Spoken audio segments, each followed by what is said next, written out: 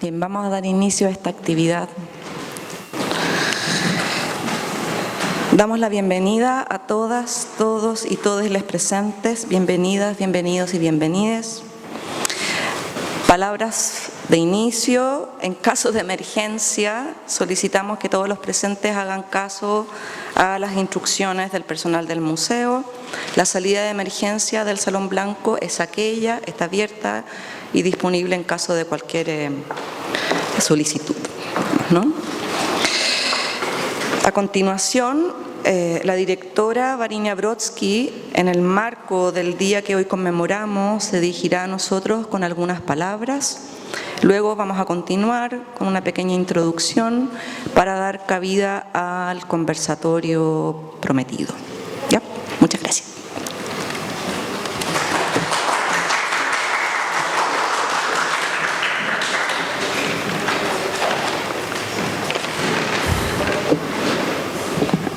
Buenas tardes. Buenas tardes a todas, todos y todes. Voy a leer estas palabras porque son sentidas muchas veces y a veces no es fácil improvisar. Con motivo de la conmemoración del Día Internacional contra la Violencia de Género, el Museo Nacional de Bellas Artes acoge el proyecto de investigación comunitaria Un Cuerpo en Expansión. Primero que todo, quisiera agradecer a Un Cuerpo en Expansión, a todas las agrupaciones, colectivos y personas que hoy posibilitan que esta lucha tenga visibilidad. Y en este sentido nos es muy relevante también que el Museo Nacional de Bellas Artes pueda hacerse parte, ofreciendo un espacio en el cual los testimonios de mujeres afectadas con el VIH, con el fin de romper estigmas y visibilizar sus memorias. La violencia en contra de las mujeres, bien sabemos, se extiende en múltiples dimensiones. Se desdobla, se disfraza, muchas veces nos engaña, pero son hechos sostenidos que afectan desde diversos frentes. Me atrevo a decir que además nos afectan a todas y todes. Es por ello también que desde el Museo Nacional de Bellas Artes en los últimos años hemos querido en nuestra programación dar un espacio especial para que mujeres artistas, teóricas, curadoras, gestoras, también no tan solo mujeres sino también disidencias puedan tener un espacio de reconocimiento y visibilización de sus trabajos. El año 2024 tuvimos nuestro 80% de la programación dedicado justamente a estas creaciones, a estas ideas y pensamientos que nos parecía tremendamente importante poner en primer foco y en primera línea. En el informe de la ONU Mujeres del 20 de noviembre recién pasado se arrojan los datos y cifras sobre la violencia contra las mujeres. Se calcula la escala mundial de la violencia contra las mujeres que en todo el mundo 840 millones de mujeres, casi una de tres, han sido víctimas de violencia física o sexual por parte de sus parejas, de violencia sexual fuera de la pareja o de ambas, al menos una vez en su vida. El 30% de las mujeres de 15 años o más. Esta cifra, que no incluye el acoso sexual, se ha mantenido prácticamente sin cambios en los últimos 2 decenios. Los avances en la reducción de la violencia de pareja han sido muy lentos. En dichos avances, en la reducción de la violencia de pareja han sido muy lentos, en dicho periodo, con un descenso anual de tan solo un 0,2%. Las tasas de depresión, trastornos de ansiedad, embarazos no deseados, infecciones de transmisión sexual y VIH son más elevadas entre las mujeres que han experimentado la violencia que entre las que no la han sufrido. Al igual que ocurre con muchos otros problemas de salud que pueden perdurar una vez que ha cesado la violencia. Por cada una de nosotras que es acallada, hay otras que pueden alzar la voz por ambas. Ahora más que nunca, en este contexto, ¿verdad?, en el cual nos encontramos como país y a nivel global, debemos seguir en la defensa de nuestros derechos, la libertad de nuestros cuerpos, el encuentro con el amor propio y el admirarnos tal y cual somos. Bueno, cerrar estas palabras con un de verdad fuerte agradecimiento por haber propuesto hacer esta acción en el Museo de Bellas Artes, y tengan presente que este es un espacio que abrimos para todas, todes, ustedes, todos también, porque no hay exclusiones aquí, y que podamos generar una conciencia colectiva para que justamente ninguna más falte entre nosotros. Buenas tardes.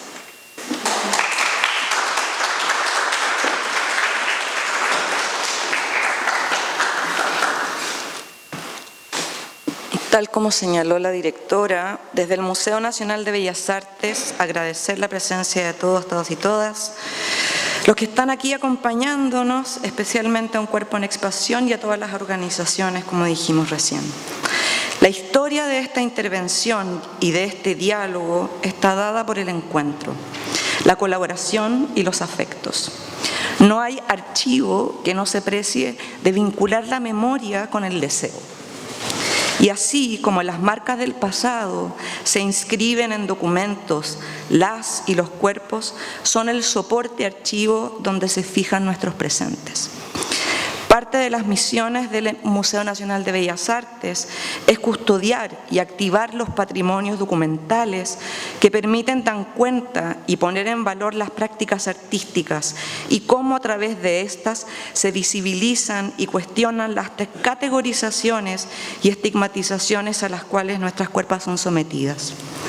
Nuestro museo ha conmemorado desde hace años esta fecha, pero es la primera vez que incluimos un programa continuo durante el día en el que además han colaborado organizaciones y colectivos que se vienen a integrar, digamos, a esta intervención. Así que muchas gracias también por esa participación. Esto consideramos que es un compromiso fundamental para enfrentar tanto los negacionismos como los neoconservadurismos en los que estamos viviendo. Muchas gracias, y ahora damos pie, ¿no?, al conversatorio con algunas palabras de las personas que están a cargo de este proyecto.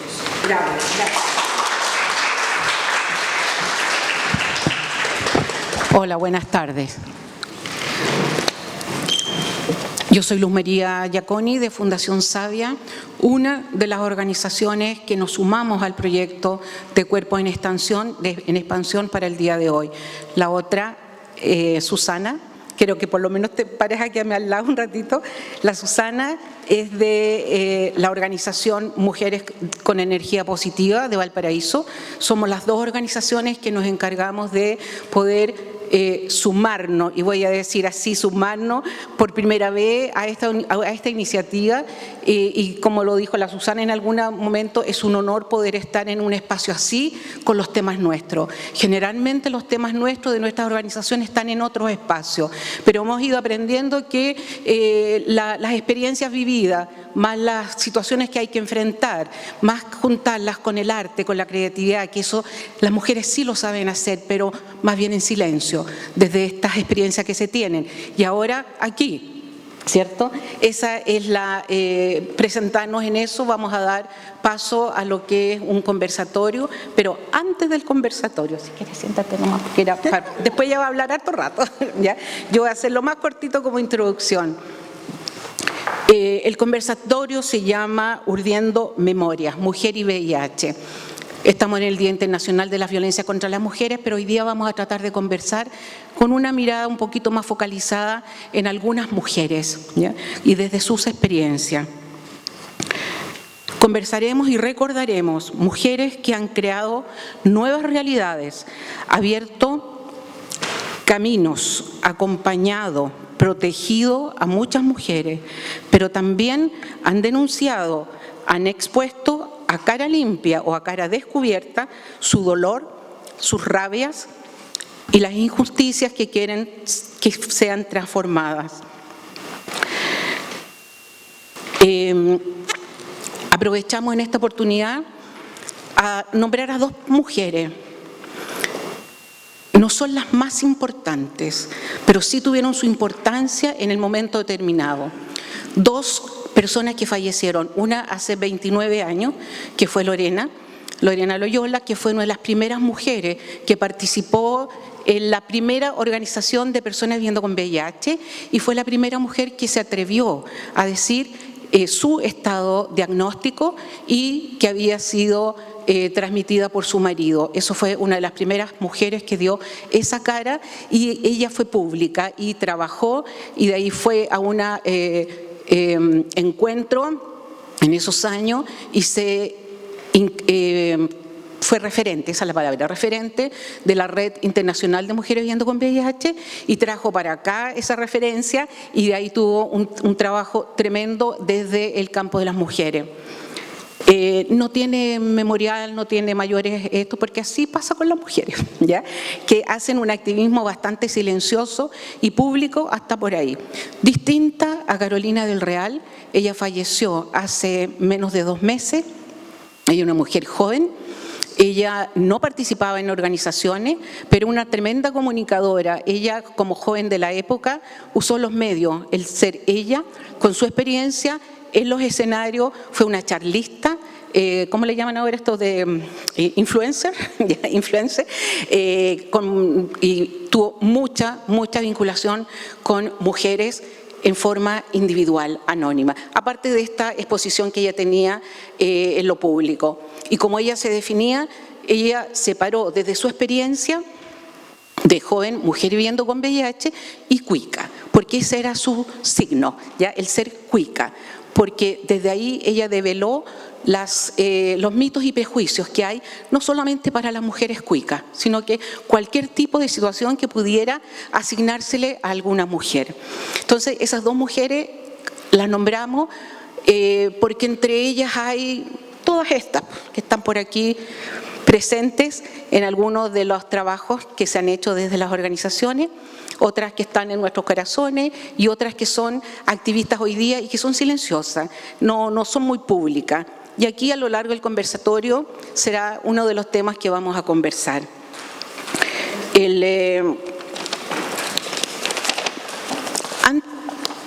5 minutitos antes del conversatorio, de hacer pasar a la Susana, que es de Energía Positiva, a la Herminda González, que es de Fundación Margen, cuando pasen las dos chicas, que hay 2 personas que quieren leer unos escritos, unos poemas. La chica que le va a hacer, hizo la carta para Carolina del Real. ¿Dónde está? Acá, ven.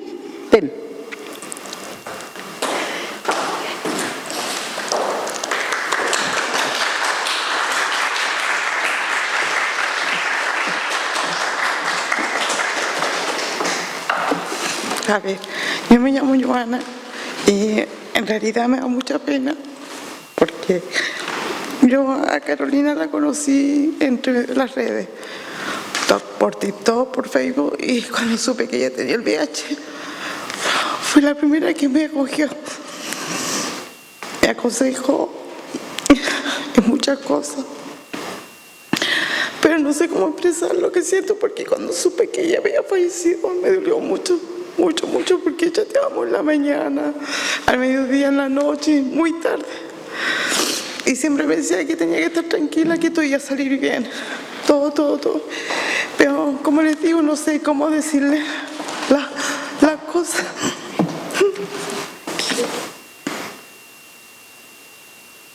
Porque en realidad me dolió mucho su muerte. Pues le escribí así como unas poquitas palabras.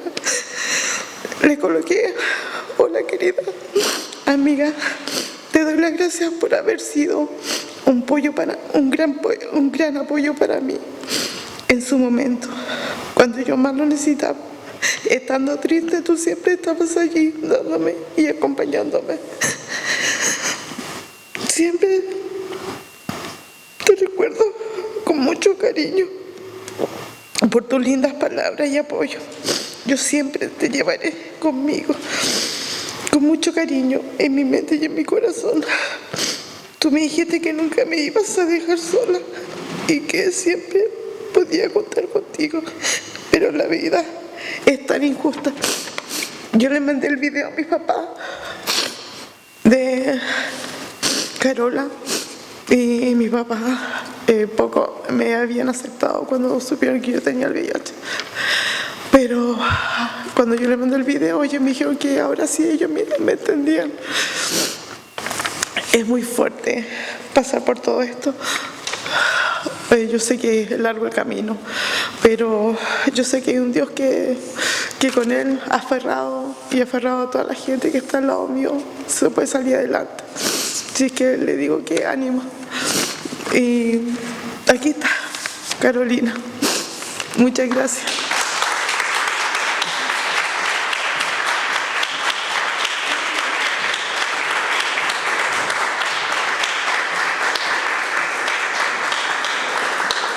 Muchas gracias. Agustina, pasa porfa.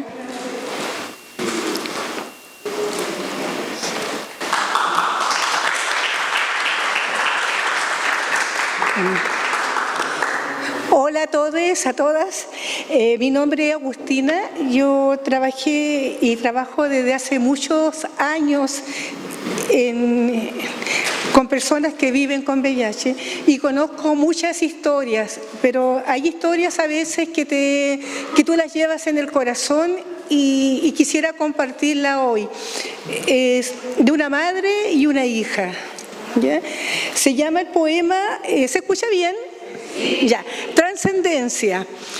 Dice así: ambas eran bellas, tenían el pelo muy negro, los ojos brillantes y una risa casi coqueta, un poquito burlesca. La una y la otra amaban la vida, el aire rozándole las mejillas, el olor dulce y envolvente de las flores silvestres, vivaces e intrépidas, algo enigmáticas y a veces demasiado francas. Podían ser incluso hirientes si así se lo proponían. Sin embargo, quienes pudimos conocer su esencia, supimos de su tremenda ternura y amistad. Hoy estoy segura de que corren juntas, desnudas de todo dolor. Ya no se preguntan el por qué. Ahora saben que no fueron las únicas, que comparten el destino de tantas mujeres, aunque la más pequeña solo alcanzó a conocer amores puros, amores de niños.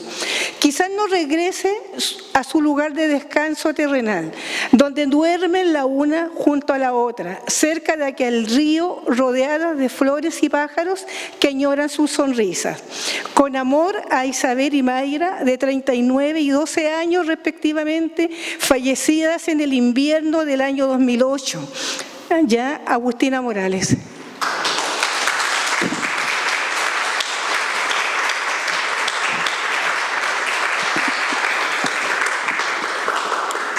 Voy a hacer pasar a nuestro living de conversación, ¿ya?, a las personas que nos van a acompañar ahora. Susana Unzaga, ella es una activista por derechos humanos, sexuales y reproductivos de las mujeres con la experiencia de vivir con VIH. Ella es de Valparaíso, es fundadora de la organización Belona, debe ser hace unos 30 años, Belona más o menos, no me acuerdo. Del 2000, Belona, y cofundadora también de la organización que actualmente ella dirige, que es Mujeres con Fuerza Positiva, de Fuerza Positiva. Energía, perdón. Ya. Positive, ya. Eso. Y voy a hacer pasar a Herminda González y Nostroza, esta vez con H, porque se enojó, se nos cayó la H en alguna parte, ¿ya? Pero se subsana. Ella es defensora de los derechos de las trabajadoras sexuales desde el año 1995 a la fecha. Cofundadora y vocera de Fundación Margen y punto focal de la Red de Trabajadoras Sexuales de América Latina, Red Track Sex. Pionera en ambas organizaciones. Hay una tercera panelista que no pudo llegar, la voy a nombrar porque tenía intenciones de llegar, pero hoy día no pudo, que es Bárbara Aracena. Ella es activista por los derechos de las mujeres trans, vocera y directora del sindicato Afrodita de Valparaíso, estudiante de trabajo social y de profesión TENS. Lamentablemente no pudo llegar, no faltarán oportunidades, ¿ya? La idea aquí en esta conversación, que esperamos que ella, desde sus propias experiencias y el recorrido que han tenido como mujeres activistas, podamos conversar qué las inspira a seguir presentes en esta lucha, desde donde ellas quieran desarrollar su exposición. Cada una va a tener 15 minutos más o menos, ¿cierto? Y después vamos a generar esta conversación. Vamos a tener un poquito más de tiempo porque ya que tenemos una panelista menos. Así que se espera que el público pueda contribuir bastante a esta conversación. ¿Cómo lo hacemos con el micrófono? Eso no lo sé. Ah.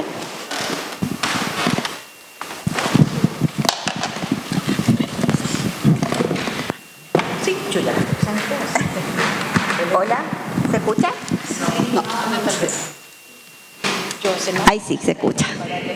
Bueno, primero yo quiero agradecer a dos personas y quiero que se pongan de pie. Tobar, por favor, póngase de pie con Ronnie. ¿Dónde está Ronnie? ¿Dónde está Ronnie? No lo veo. Bueno, de verdad, yo les quiero pedir un aplauso para Tobar y para Ronnie, de verdad. Sí. Y bueno, hoy día va a estar bien emotivo, así que también les agradezco estar acá, un 25 de noviembre. Quiero agradecer a una de mis compañeras, Joana. Y bueno, hoy día estamos aquí, las que no están. Andrea, Valparaíso, 40 años, falleció el 2015, abandonó terapia antirretroviral por violencia de género, deja un hijo adulto de 25 años. Violeta, 75 años, Viña del Mar, muere en el mega incendio del año 2024. Claudia, Santiago, 41 años, su pareja seropositiva no cree en la triterapia y la obliga a abandonar tratamiento. La aleja de su familia de origen, deja una hija de 21 años. Berito, Santiago, 66 años, muere de infarto, deja una hija adulta.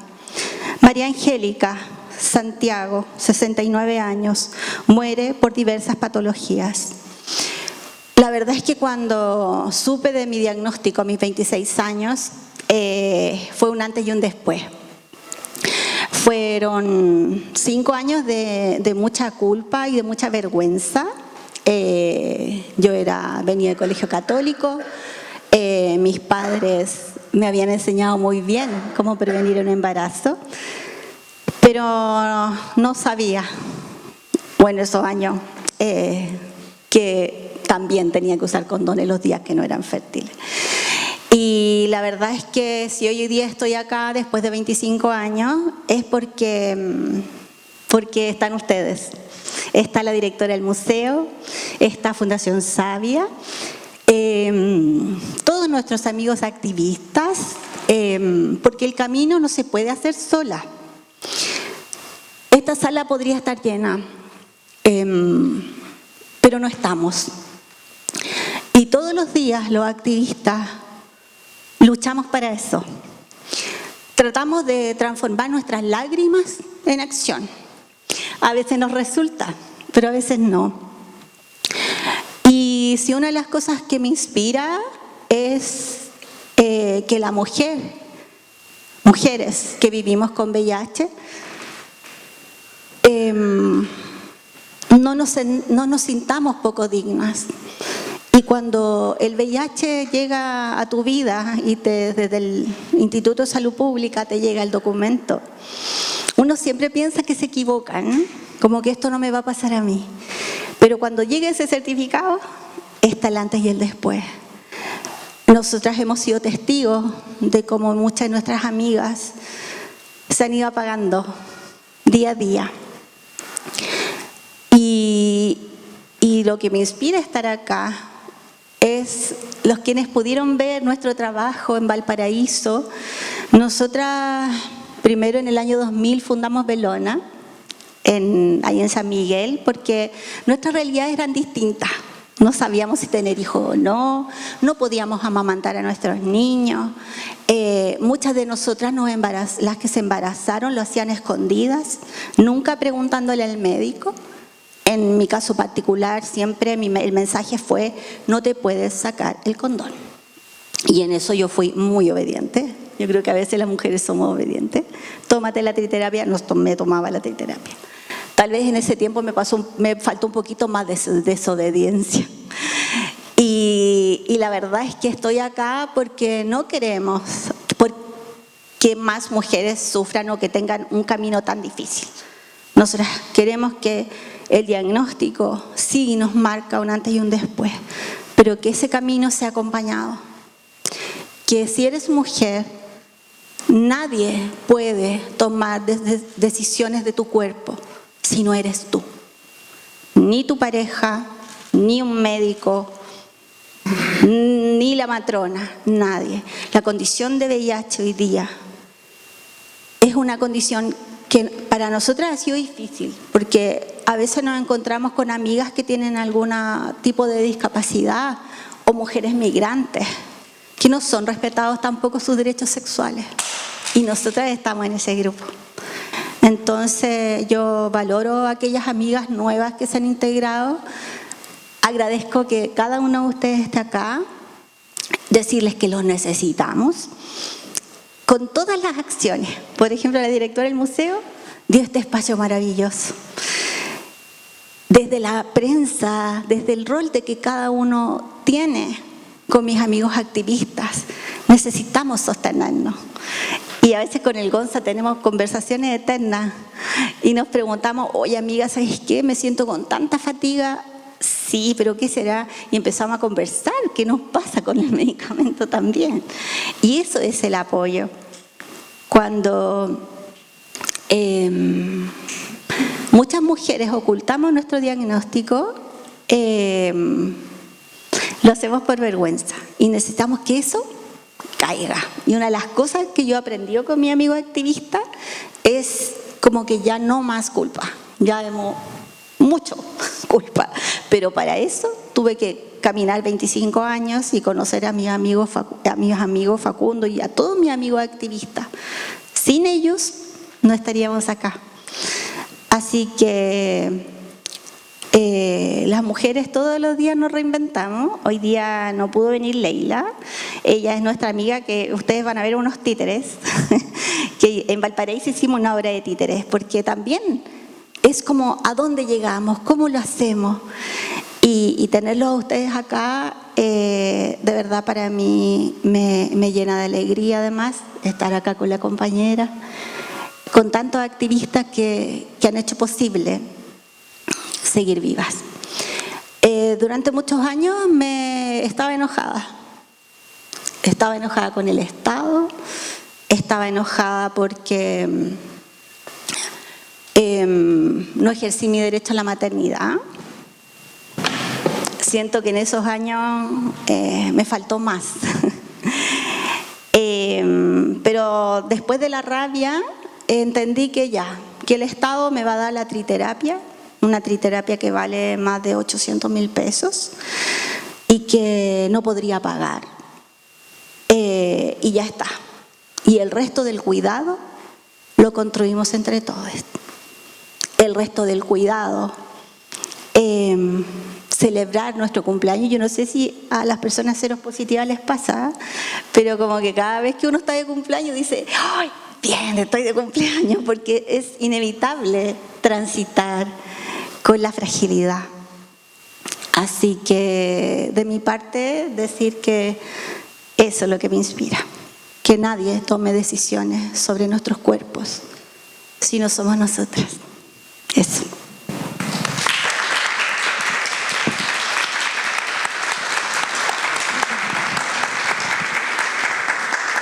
La palabra la va a tener la Herminda y yo le voy a agregar nada más que como un pelito a la sopa para que ella lo desarrolle. Con las mujeres que Herminda representa y trabaja, son las sobre el grupo más estigmatizado a la fecha, yo creo, dentro de lo que son las mujeres, que se supone, ¿ya? Y yo ahora en la mañana me trajeron y venía contando esto, y le preguntaba yo a la persona que me trajo, ¿y tú qué pensáis esto de las mujeres? Bueno, me dijo, yo creo que bueno, las más problemáticas son las prostitutas, ¿ya? Así le dije yo, fíjese que la estadística, porque a la gente le gusta saber por estadística cosas, que eso no es tan verdad. Bueno, yo dejo eso nomás para que la Herminda, yo creo que lo va a tocar, pero si no, me gustaría que lo tocara, ese tema entre mujeres buenas y mujeres malas. Así se ha llevado toda esta historia en temática del VIH. Yo desde ahí te paso la palabra. Ahí está. Buenas tardes a todas, a todos y a todes. Es muy grato estar acá, agradecer a Fundación Savia, en este caso a Luz María, por la invitación. Nosotros teníamos pensado ir a la marcha hoy día, no estar acá. Pero bueno, creo que es importante también estar acá y poder conversar un poco de estos temas que son tan tabús, sobre todo con el tema del trabajo sexual. En mi calidad de dirigente y ex trabajadora sexual, como bailarina en las WAT, en las Boite antiguamente, ha ido cambiando. Hoy día no es lo mismo ser trabajadora sexual de una WAT que una bailarina en un nightclub, en un café, o ejercer el trabajo sexual de cuerpo a cuerpo en la vía pública. Hoy día también está toda esta tecnología que ha ido avanzando y las trabajadoras sexuales también van avanzando. Entonces están todas estas páginas web, está el webcam, hay una diversidad de personas que ejercen trabajo sexual. No vamos a hablar solamente de mujeres sí trabajadoras sexuales. Hoy día una diversidad, compañeras trans, compañeros trabajadores sexuales, no binarios. O sea, se ha ido visibilizando de que habemos muchas personas que ejercimos el trabajo sexual de distintas maneras. Los contenidos, toda esta gente que sube contenido también es trabajo sexual. Y ahí vemos muchos protagonistas de la televisión subiendo contenido, pero no se consideran trabajadoras sexuales. Y es lo mismo. Es como cuando nosotros éramos bailarinas, nos creíamos artistas con mi compañera Nancy Gutiérrez. Entonces las demás eran prostitutas, nosotros éramos bailarinas. Entonces era el otro escalón que teníamos. También discriminábamos a nuestros pares que ejercían en la vía pública o que ejercían en un café tople en ese tiempo en los departamentos. Hacíamos la diferencia.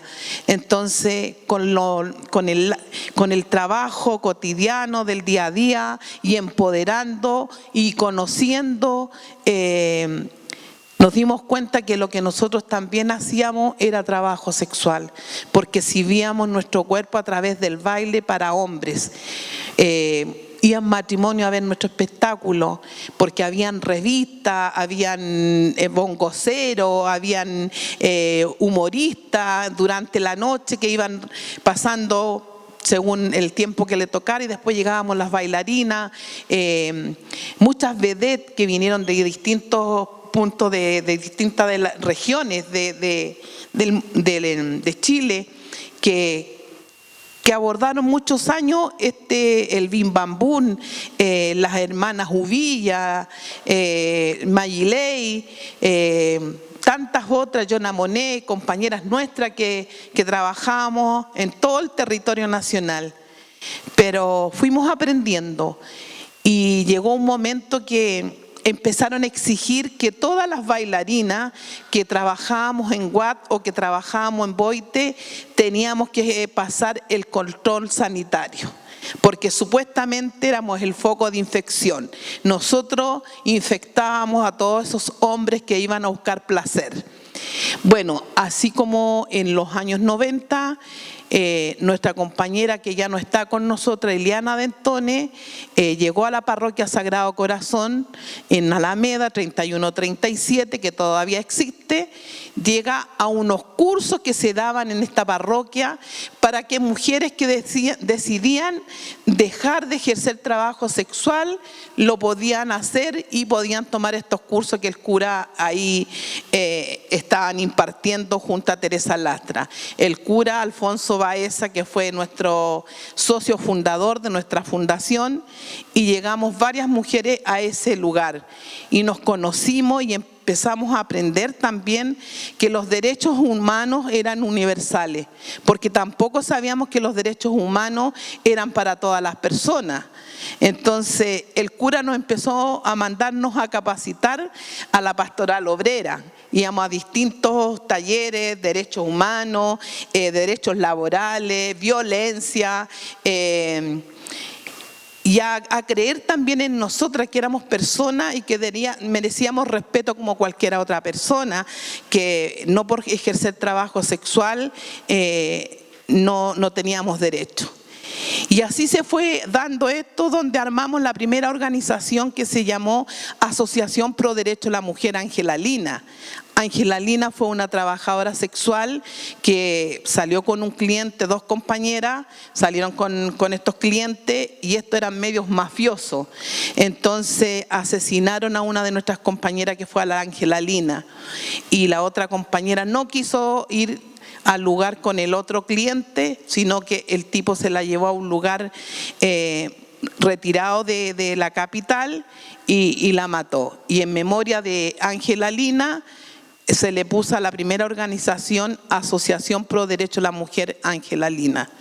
Desde ahí, como Ángela Lina, empezamos a tener encuentros, reuniones con diferentes organizaciones donde estábamos todos los discriminados. Ahí llegamos a Cofré, donde estaba ¿cómo se llama? Fundación Laura Rodríguez, y ahí llegábamos las putas, los cojos, los tuertos, los idosos, todos estábamos ahí. Entonces yo recuerdo que fuimos a una conferencia de prensa. Jamás había tomado un micrófono, nunca había estado delante de tantas personas con tanto foco, porque fue mucha gente a curiosear quién eran los que estábamos ahí, los discriminados. Entonces, yo recuerdo que esa vez fue tan fuerte para mí cuando, como siempre, la Pamela Giles me pregunta si se nacía prostituta. Me dolió tanto porque a ninguna mujer le gusta que la llamen prostituta, porque es una palabra tan peyorativa, tan estigmatizante para las mujeres. Entonces yo, que era puta, no quería que me llamaran puta, y menos otra mujer y más una periodista. Terminé en esa conferencia de prensa, me acuerdo, llorando, y los mismos otros periodistas, hombres, varones que habían, se acercaron a mí a apapacharme porque su compañera se había ido en la bola, me dijeron. Entonces, desde ahí ya nosotros, el estigma, la discriminación hacia nosotros era muy terrible. Entonces, cualquiera nos pasaba a llevar. Y había que tener hartas agallas, harto carácter para pararse delante de la gente y decir: soy trabajadora sexual. No fue fácil. Con la familia, porque la familia muchas veces es la más condenadora. Viven de nosotros, pero nos condenan. Ah, no, está ejerciendo la prostitución. Qué vergüenza para tu hijo, para tu hermano. Pero es difícil, no es fácil. Pero bueno, así fuimos avanzando y llegó el momento que teníamos que buscar una directiva para que esta cosa diera el primer proceso de organizarnos y tener una personalidad jurídica. Éramos varias, pero nadie quería tomar el cargo. Nadie quería tomar cargo de presidenta ni tesorera. Mira, un poquito así. Se me seca la garganta. Gracias. Bueno, la verdad es que se vieron los estatutos. Nos pasaron los estatutos como a 5 personas que los leyéramos y que la semana siguiente lo trajéramos bien leído y si aceptábamos a ser parte de esta conformación de organización. La verdad es que yo no le di ni una ojeada a la cosa, solamente quería trabajar y no quería tomar cargos tampoco. Al final llegó el día jueves que nos reuníamos en esa parroquia y nos preguntan, ¿qué les parecieron los estatutos? ¿Están de acuerdo? ¿Les gustaría? Sí, nos gustaría, pero a mí no me den cargo porque yo no sirvo para tener cargo. Nunca he sido de la directiva ni de los colegios mis hijos, menos para tomar un cargo de esta índole. Bueno, la cuestión que faltaba una directora. Por favor, Herminda, apóyanos, qué sé yo, por esta vez, y después cuando hagamos cambio de estatuto te sacamos. Bueno, la tonta cayó. Asumí una de las segundas directoras, como que era el último cargo de APRODEM, me acuerdo, y resulta que la primera persona que salió electa fue Eliana de Antonio como presidenta de la organización. Después una compañera, Marlene González, la tesorera, después otra compañera, Raquel Igor, fue la primera directora, y por ahí Luisa Figueroa fue la tesorera, y yo fui la última directora. Después esta chica pasó un proceso largo, Eliana cayó muy grave enferma, le operaron un riñón, y mientras estaban operando un riñón, se dañó el otro, así que pasó como 6 meses de estar hospitalizada. Entonces, ahí tuve que asumir el cargo de la vocería de lo que le correspondía a Eliana, porque mis otras compañeras eran mamás, jefas de hogar, tenían hijos chicos. Yo era madre, pero tenía mi hijo más grande. Entonces, empezaron a llevarme a distintos lugares, a distintos centros de salud sexual para hablar por los derechos de las trabajadoras sexuales. Yo no sé de dónde sacaba las palabras para hablar porque me ponían ahí, yo roja como tomate, me corría la gota por todos lados y le hablaba a las compañeras donde habían 50, 60 mujeres que estaban en los centros de sanidad para ser atendidas por el tema del VIH-Sida, por las ITS, y nos ponían ahí en un auditorio para que nosotros pudiéramos hablar de los derechos de las compañeras. Como ya estábamos capacitadas, le empezamos a hablar a las compañeras que teníamos derecho, porque las compañeras se consideraban prostitutas y que no tenían ningún derecho. Y cuando nos veían hablar que habían derechos que nos correspondían y que los teníamos que exigir y que no tenían que ser violentadas por nadie, las compañeras terminaban llorando de ver un par que le estaba hablando adelante de corazón. Yo me acuerdo que me especialicé en el tema de las drogas y el alcohol y les conversaba a las compañeras que si ellas estaban bajo las drogas, el alcohol, no iban a tener los mismos reflejos que iban a tener lúcidas en caso de un cliente se les pasara para la punta. No fue con esas palabras tan bonitas, pero les decía algo así. Entonces, eso yo creo que les llegaba a mis compañeras y que yo les decía que era un par.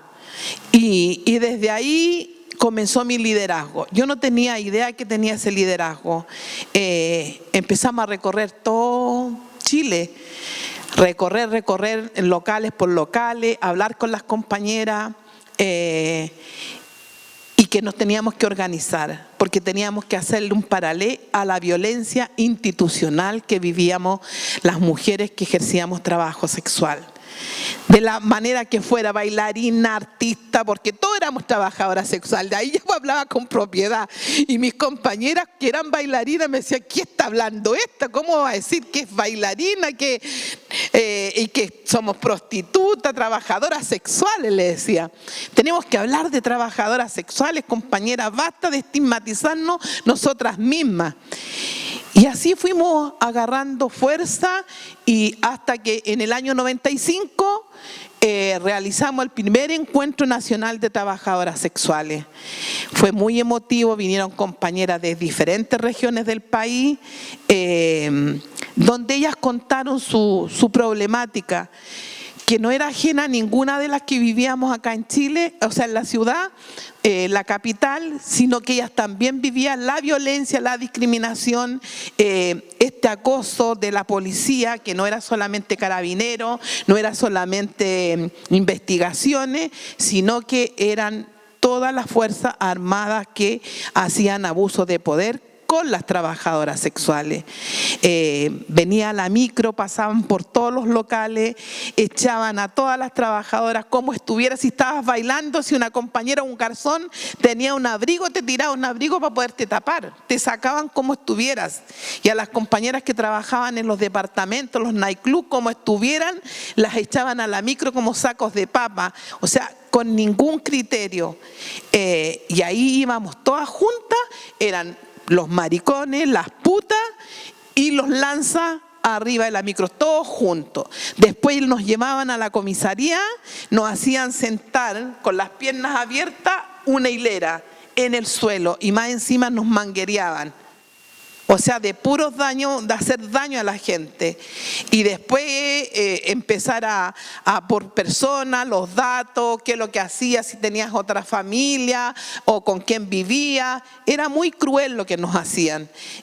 Y muchas compañeras por no querer ir presa, algunas que eran mamás, que tenían sus hijos chicos, que durante la noche las cuidaba una persona y al otro día tenían que llegar temprano porque tenían que hacerse cargo de sus hijos o mandarlos al colegio.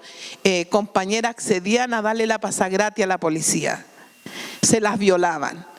O en los carros, en las cucas, que en ese tiempo se decía, violaban a nuestras compañeras.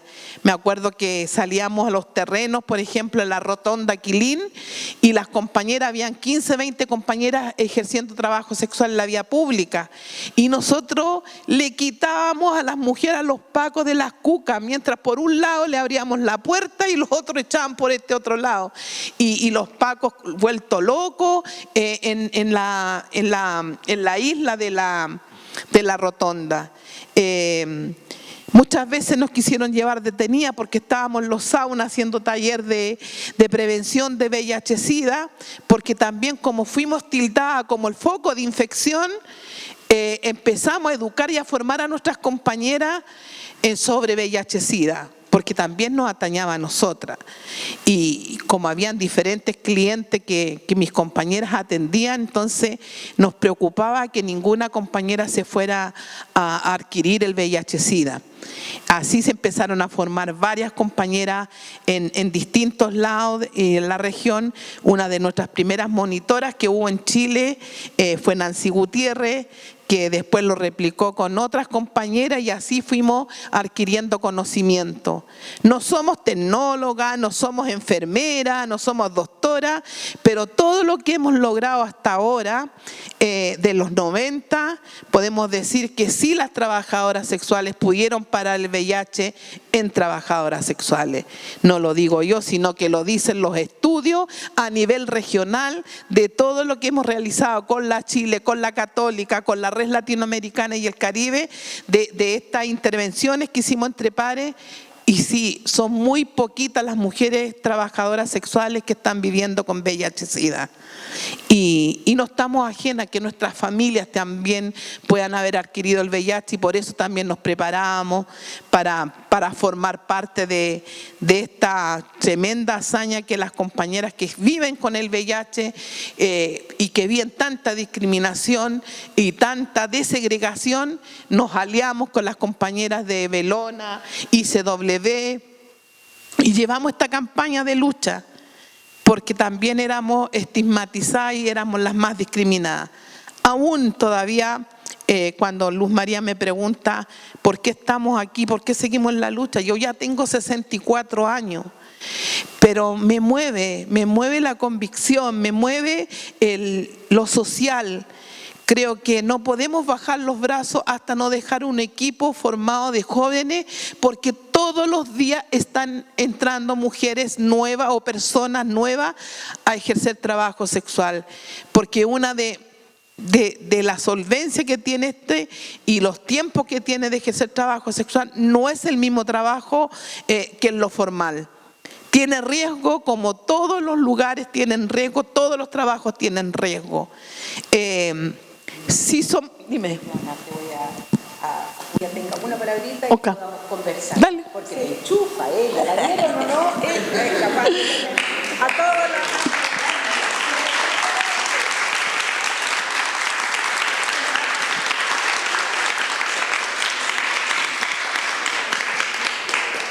Yo quiero destacar solo una cosita que hemos visto acá.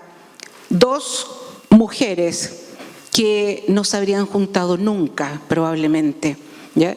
Pero a propósito de sus distintas causas, se pudieron mirar, porque acordémonos hace 20 y tantos años atrás, o sea, juntarse las mujeres viviendo con VIH, con las trabajadoras sexuales para hablar de prevención era como el agua y el aceite. Pero ellas acá, a través de sus relatos, y digo yo porque también lo viví desde aquella reunión que menciona la Herminda, todas las personas, por muy diferentes que sean, encuentran ese punto en común que es la propia humanidad de ser ciudadanos, seres con dignidad y que hay que cuidarse y que hay que respetarse. Esa trayectoria, si tú pudieras agregar un poquito más de esa historia de cómo fueron ustedes vinculándose con otras organizaciones, y ahí damos el micrófono a... Bien, sí. Bueno, señalar que mi diagnóstico fue en el año 99. ¿Ya? En el año 99 en Chile no había plan auge. ¿Ya? El GES y la garantía para acceder a la triterapia recién llegó el 2005. Entonces, cuando nos encontrábamos eran con amigos que los que podían, se podían ir a España para acceder a la triterapia, y los que no, cuídate y organízate. Entonces, ahí fue que nos encontrábamos. Algunas de nuestras compañeras embarazadas, y aquí hay una parte triste igual de la historia, por lo que me han comentado mis amigos, era que se daba la prioridad, cuando había bancos de medicamentos, la prioridad a las mujeres y a los niños. Y eso fue lo que nos sostuvo, yo creo, esto de encontrarnos, de que el VIH llega a nuestra cama, no hace distinción ni de clase, ni de raza, nada, te llega y cómo nos organizamos. Entonces, en ese sentido, acabo de ver a Marquito Ruiz, un tremendo activista, y tantos activistas grandes que lucharon cada día por hoy día al menos tener este medicamento. Sabemos que en Latinoamérica estamos atravesando una situación difícil, pero encontrarnos también desde lo íntimo, de por ejemplo, ¿cómo enfrentas tu diagnóstico de VIH cuando encuentras una pareja? Y es como, no, yo no lo digo, no, sí, yo lo digo. No, es que la última vez que lo dije me echaron desnuda a la calle. Entonces, y eso sucede. Y cuando nos encontramos desde ahí, desde esa historia y desde ese relato, ¿y cómo lo hacemos? Yo durante 20 años mi cartita de presentación fue, hola, soy Susana, no me atreví a dar un beso, hasta tenía que decir, ¿sabéis qué? Yo tengo VIH. Y aprenderlo con mis compañeros. Oye, Su es una persona responsable. Cada uno tiene que hacerse cargo de su sexualidad. Entonces también era como esto de que las mujeres históricamente como que cuidamos al otro. Entonces también como reconocernos en nuestras luchas. Hoy día las metas de ONU-SIDA, y aquí no puedo salirme del contexto, una de las propuestas del candidato es que Chile salga de la ONU, y eso nos va a afectar. Y no quiero que eso suceda. Entonces, eso ha sido como encontrarnos dentro de las violencias y las exclusiones que hemos vivido. Eso.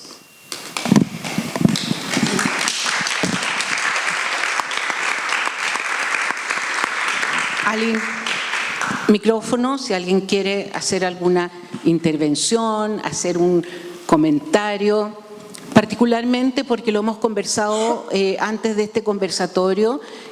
Pareciera que, no pareciera, hay bastantes evidencias que vienen momentos complejos, ¿ya?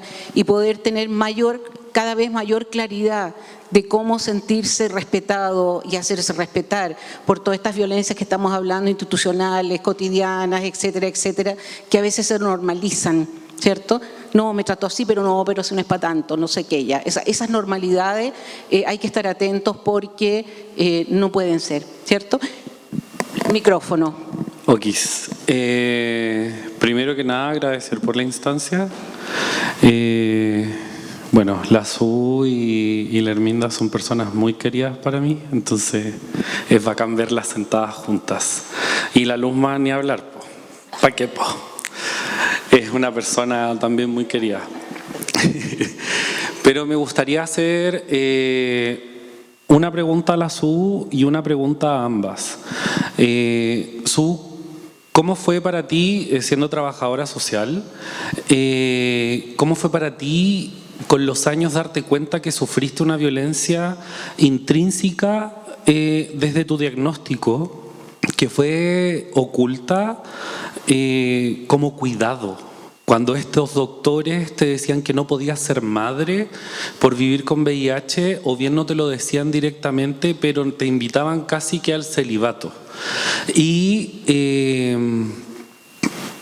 esta es la pregunta como para ambas: ¿cómo fue entender el contexto en el que estaban viviendo, en el que terminan hablando de VIH y tomando este rol de activismo y tocando vidas de otras personas para que puedan prevenir el virus? Eso creo. Gracias, Gonza. Yo creo que fue súper duro. Yo al principio, como digo, este mandato de la obediencia y esto de... Yo me acuerdo, tenía un novio y nuestro principal problema era que él quería sacarse el preservativo. Y yo, no, y así como...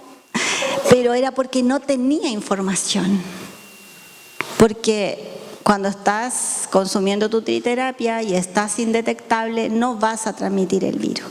Entonces, que hoy día estemos acá, que cada uno de ustedes en el lugar que ocupe, continuemos estando con una mujer.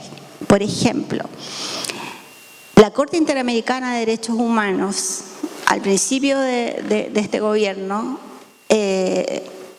declaró que a una mujer en Curicó se habían vulnerado sus derechos y insta al Estado a hacer acciones de reparación.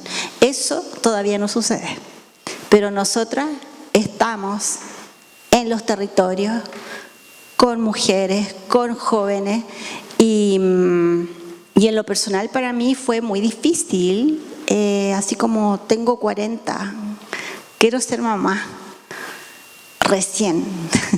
Y yo dije, pero ¿por qué si mis mejores años eran a los 26 años? Las mujeres tenemos este ciclo, ¿no? De que mientras más jóvenes, más óvulos y después bajan los óvulos. Y fue muy doloroso. Entonces, esto de revertirlo, y cuando nuestras jóvenes, tengo que decir que en nuestra agrupación hay jóvenes que hoy día tienen bebés, hijos que nacen sin VIH, tienen partos naturales y cesárea. Pero durante el embarazo tenemos que acompañarlas, porque cuando tú vives con VIH y quedas embarazada, los 9 meses son difíciles, porque siempre está el riesgo de si tu guagüita va a nacer con VIH o no. Entonces, el sostener, el acompañarnos, nosotros hoy día necesitamos que cuando alguna mamita positiva tiene su bebé, ojalá en una sala distinta, porque las mujeres con VIH no podemos amamantar. Y cuando nuestras compañeras las colocan en una sala con otras 10 mujeres, y que todas las mujeres le dicen, oye, pero dale, como dice la ley, la tetita a tu guaguita, y no podí. Entonces, eso significa que tenemos que seguir avanzando. Entonces, la tarea tiene que seguir avanzando. Nuestras compañeras en Canadá y en Latinoamérica están avanzando por protocolos para que las mujeres podamos dar leche materna.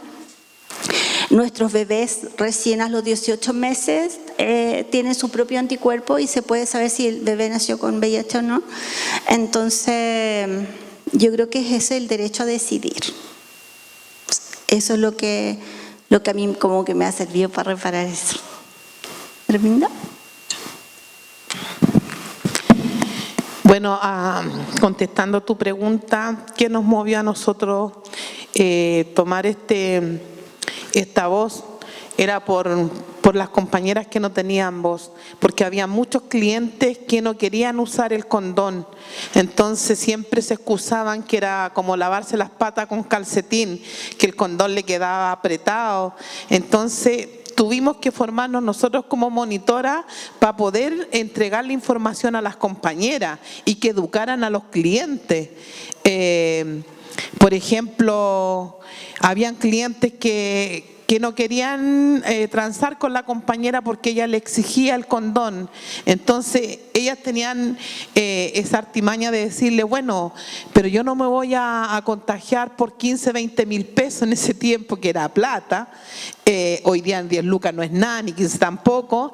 Entonces le decía, tú tienes familia, yo también. Tú tienes señora en tu casa que te está esperando. Y si yo tengo alguna enfermedad, te la voy a contagiar.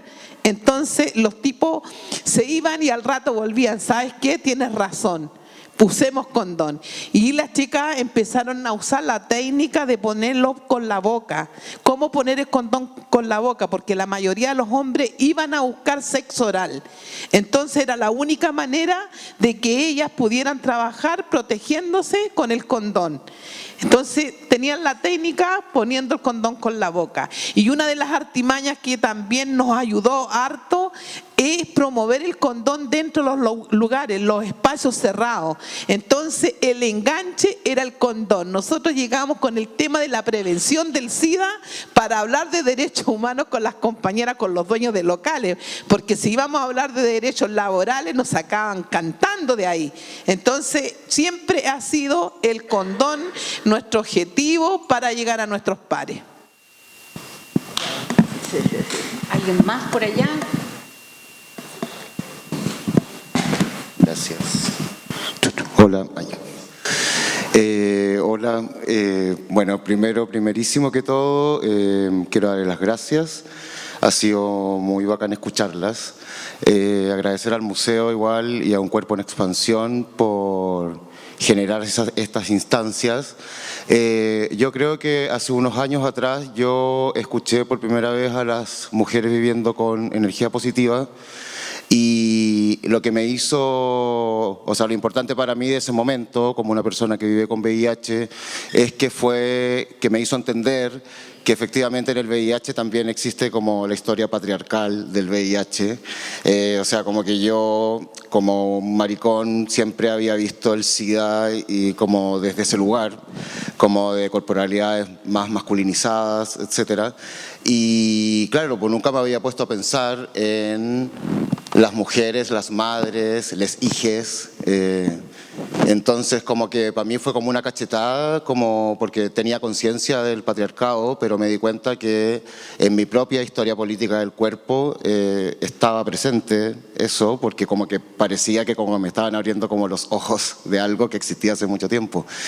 Y desde ese lugar como que encuentro muy interesante escucharlas hoy, porque siento que todavía creo que el discurso del SIDA desde las corporalidades feminizadas o desde las corporalidades de las mujeres sigue estando todavía como muy subterráneo, ¿no? Como que uno no se encuentra todos los días con mujeres, con madres o con trabajadoras sexuales hablando del SIDA. Tomo varias de las palabras, creo que efectivamente desobedecer, como dices tú, es una de las claves.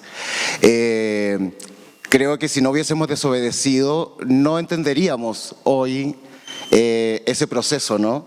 Ese proceso que tiene que ver con tensionar la moral sexual, que tiene que ver con tensionar la moral médica, que tiene que ver con tensionar la familia. Me imagino que ustedes lo deben tener mucho más cerca, las nuevas generaciones que tuvimos oportunidad de tener como, no sé, oportunamente un diagnóstico, oportunamente una terapia o que incluso hemos podido hablar entre nosotros lo importante de verbalizarnos como positivos, de verbalizarnos como sidosos, de abrazar la infección. igual todavía sigue siendo una cuestión que está cargada de esta política del silencio, ¿no? Como que pareciera que todavía no nos sale tan natural decir abiertamente que sí, somos positivos y que nos gusta el sexo, por ejemplo, que es otra cosa que yo me doy cuenta, y cuando escucho como el relato de ustedes, siento que es más fuerte igual esa carga moral que hay como de la mujer pulcra, higienizada, pero siento que igual es una carga que nos cae a toda la gente positiva, ¿cachai? Porque es como lo que yo siempre digo, sí, posiblemente hay experiencias que son más de mala cueva. Yo no fui a la plaza y me tropecé con una piedra y me dio VIH, entonces sería muy Barça de mi parte decir como, oh, y sí, el sexo, ay, la gente culea sin condón, mira qué novedad. Sí, efectivamente eso es lo que sucede. Y siempre me preocupa, a propósito de lo que ustedes hablan de los doctores, de la lactancia, que es una cuestión que me imagino más profunda, nada, a mí siempre me gusta o me llama tensionar también, ¿no? Esa moral médica, esa moral médica que en el fondo siempre nos hace situarnos a nosotros como personas de desconfianza igual, que eso es lo que a mí me genera como anticuerpos. Incluso me genera, lo hablábamos hoy día en la mañana con Facundo, con Cristóbal, que incluso como esta etiqueta de la indetectabilidad, que es como la bandera de lucha, que es como que fuera que los que... A mí a veces me da la impresión de que fuera como, ah, hiciste bien la tarea, parece, ahora estás limpio, check. Ahora confiamos en ti. Yo personalmente, al menos mi ética no es esa, como que no, yo como digo antes, abrazo a los idosos, como la ficha clínica no está previa a con quien yo decido no acostarme, pero entiendo igual que todas esas estructuras existen todavía y me agrada igual escuchar que también ustedes las ven y que las tensionan de estos diferentes lugares. Me parece súper importante hablar de trabajo sexual, muy, muy importante, y de hablar del trabajo sexual como un trabajo, dejar de pensar que el trabajo sexual es como, ay, es lo peor, es un trabajo y el trabajo es lo peor, sí, el trabajo es lo peor sin duda. Entonces, nada, preguntarles igual cómo ven este tiempo entre un genocidio y una ultraderecha que la tenemos acá en la espalda. ¿Cómo creen o qué estrategias creen que tengamos que tener entre todos en esto que se viene? Me gustaría saber, y al menos por mi parte decirles que tanto en estos tiempos como en los que vengan siempre pueden contar conmigo al menos para generar alianzas que me parece que van a ser muy importantes que las hagamos en el próximo tiempo. Eso, y muchas, muchas gracias. Si alguien quiere hacer otro comentario, porque tenemos la sala hasta un ratito nomás, ¿ya? Para poder... Sí, que hagan los comentarios o preguntas y después responden. Vale, Mi nombre es Pamela, primera vez que comparto con gente con mi condición. He estado un poco lábil emocionalmente durante toda esta reunión. Agradezco la invitación a la Fundación Savia, a Pía, a Susana, a la señorita Agustina y a todas las que han estado en el proceso conmigo. Yo tenía 20 años cuando fui diagnosticada y tenía 7 semanas de embarazo, donde las mujeres, yo estoy hablando del año 2016, teníamos que ser obligadas a pasar por trabajador social. ¿Por qué? Porque una mujer que tenía VIH no estaba capacitada para tener una guagua. Mi amiga, que está al lado mío, trabajaba en el hospital y hacía su práctica cuando yo caí hospitalizada en el embarazo de mi hija. ¿Ya? Cabe mencionar que mi hija hoy en día tiene 9 años y se llama Milagros, porque es un milagro.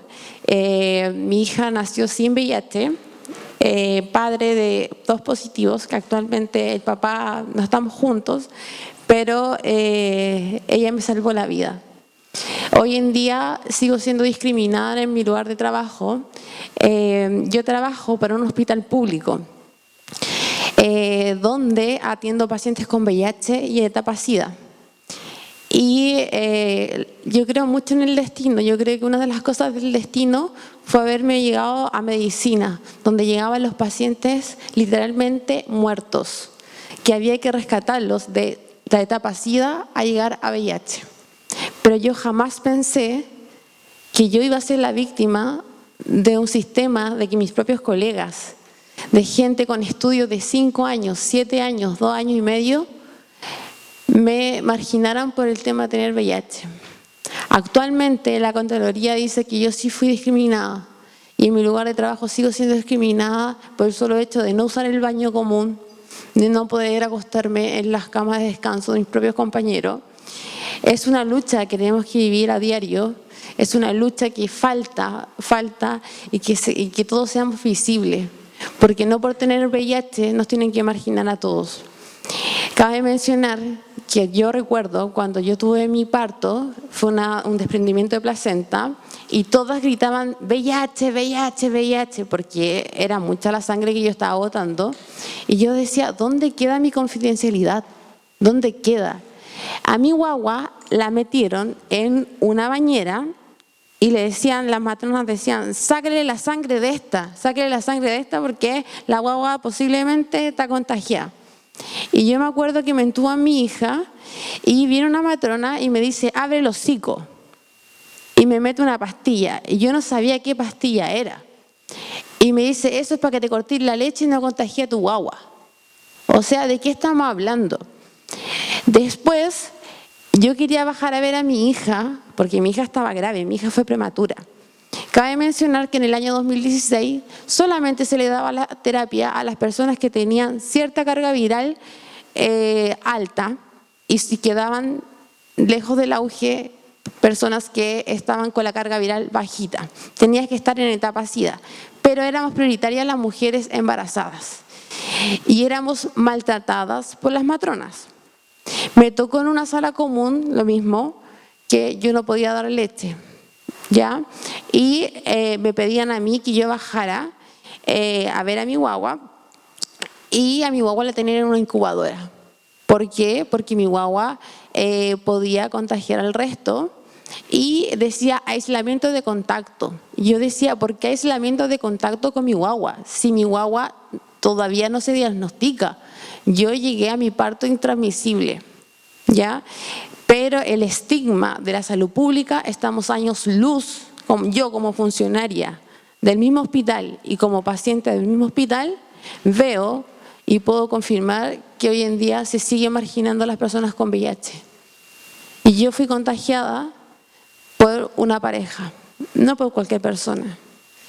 Y hoy en día yo puedo decir que mi hija es un milagro y que gracias a ella estoy acá, porque si no fuera por ella, yo no estaría acá.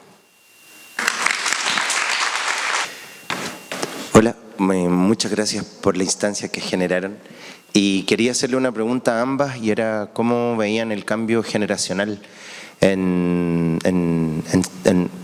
desde donde ustedes habitan en sus lugares, porque hay un relato que reconozco en ustedes, hay otro relato que reconozco en mi generación, pero quería saber qué perciben de las generaciones más chicas. Eso, muchas gracias. Muchas gracias por tu pregunta. No sé si... ¿Sí? Había otra que, ¿te recuerdas la que hizo anteriormente? Era un comentario para hacer y con él vamos a cerrar, perdón. ¿Alguien más? ¿Alguien más? Y ella responde. Ya está. Estrategia sidosa antifacho.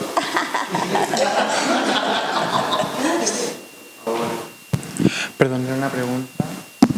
Hola, mi nombre es Salma y bueno, a propósito de lo generacional, tengo 21 años y hace poquito soy una persona seropositiva. Entonces, solo me parece hermoso la posibilidad de poder dialogar desde esta experiencia, de también tener contacto desde el propio dolor y desde reconocer en nuestras propias realidades también modos de relación humanas o falta de esa humanidad que nos acerque para llegar a entender lo que vivimos. Entonces,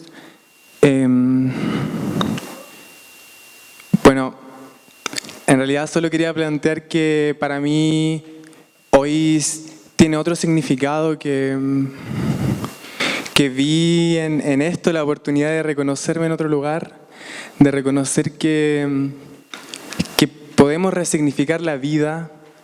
Para mí no ha significado finalizar, sino que volver a comenzar constantemente y a reconocer las posibilidades de la vida. Creo que eso nunca acaba y en estos tiempos del horror es importante reconocernos en las palabras que nos politizan y que nos dan la oportunidad de salir desde ese lugar del horror. Muchas gracias.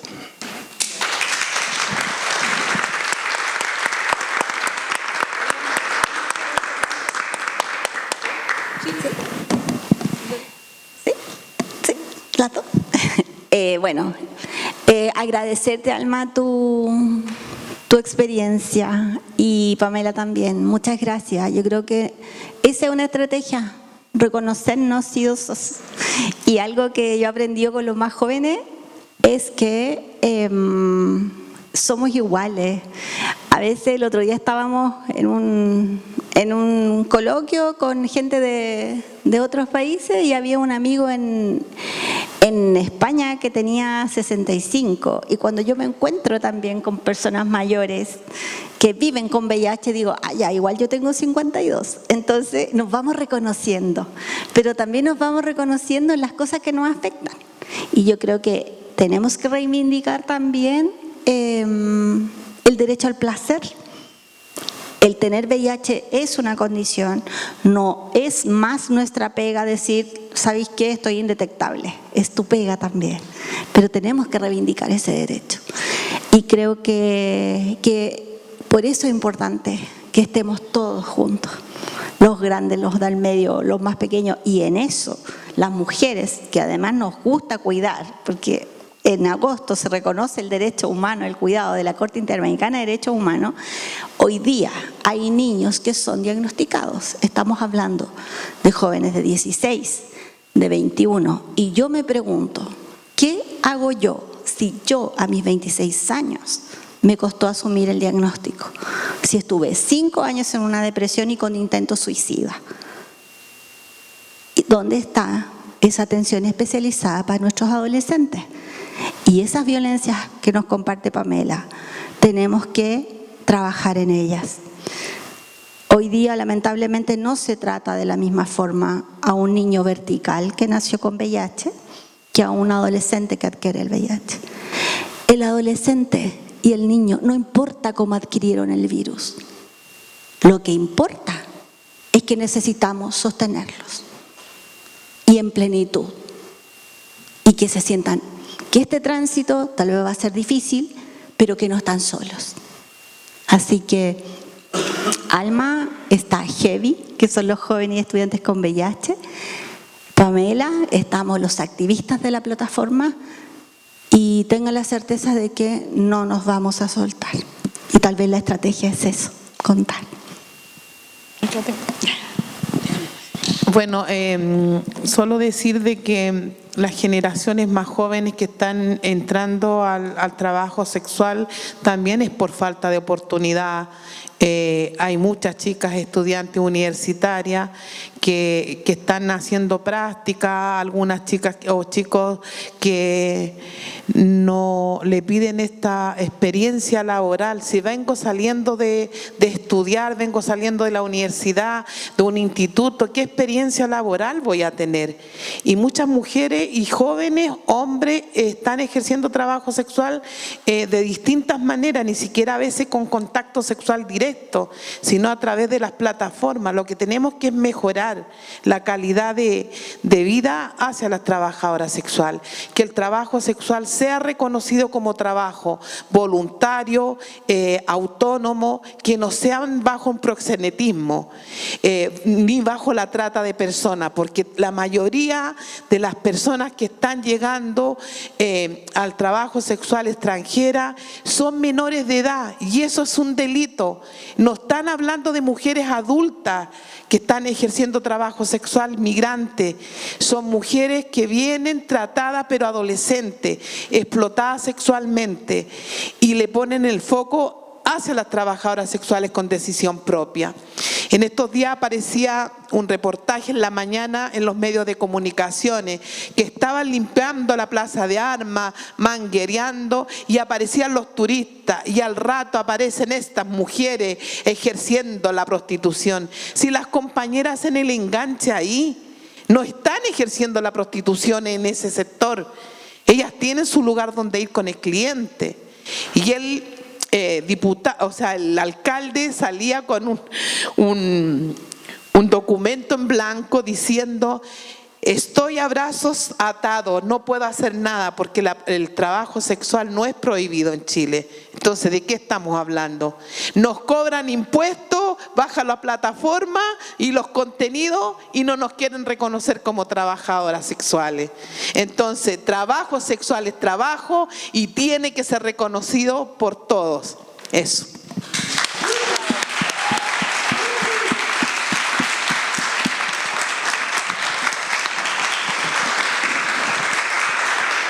Creo que no tengo nada más que agregar para darle el cierre a esto. Yo creo que se han hablado varias cosas. Una sola mala noticia que yo escuché en la mañana, no sé si la escucharon. La campaña de gobierno por el tema de la violencia contra las mujeres la bajaron, no la permitieron dar, porque el Consejo Nacional de Televisión encontró que era publicidad dado este periodo electoral. Yo te juro que decía, a ver, ¿cómo? ¿Ya? Cuando, políticas de Estado hacen prevención, tienen sus campañas. Lo mismo sucede con las campañas de VIH, ¿ya? Que no están lográndose lo que debieran lograrse. Esas son las violencias que uno dice desde el Estado. Y bueno, está esa pelea que estamos hablando acá, el día, lo cotidiano, las acciones silenciosas o más visibles de cosas que no pueden ser posibles, ¿ya? Una campaña de prevención y de poder poner en televisión, porque sigue siendo el espacio más fuerte y permeable hacia el público en general, y una campaña para este día en particular no se deja pasar. Bueno, por ahí estaban ya algunos levantando los reclamos, pero bueno, eso sigue sucediendo y va a seguir sucediendo, así que tenemos que seguir adelante. Nos encontraremos prontamente en otros espacios. Para los que vayan a ir a la marcha todavía hay tiempo, porque es a las 7 creo, ya a las 7 desde la Alameda.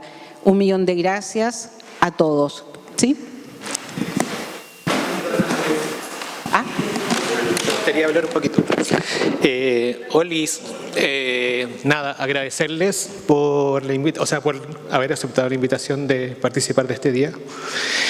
Fundación Savia, Mujeres con Energía Positiva, Fundación Margen, al museo obviamente por abrirnos las puertas, a la Ale por también abrirnos el centro de documentación para poder seguir investigando sobre el VIH en Chile. A la Catara por el tremendo trabajo que hizo recopilando todos los documentos que se mostraron hoy día, disponiéndolo y entregándole mucho cariño a lo que se hizo. Al César también por habernos acompañado también en este proceso de montaje, a Ronnie que fue mi compa aquí, que estuvimos en las conversaciones con la Alejandra para poder hacer este día posible, y bueno, agradecerle a todos por haberse dado el tiempo de venir hoy acá. Muchas gracias por abrir sus historias, sus corazoncitos, y dejarles invitados que el 1 de diciembre es el Día Mundial contra el SIDA, que va a ser la finalización del proyecto que estamos trabajando, que es Un Cuerpo en Expansión, y vamos a hacer un cierre de esa residencia y de trabajo de investigación en el Centro Cultural de España, donde están todos invitados desde las 17 horas. Eso. Muchas gracias.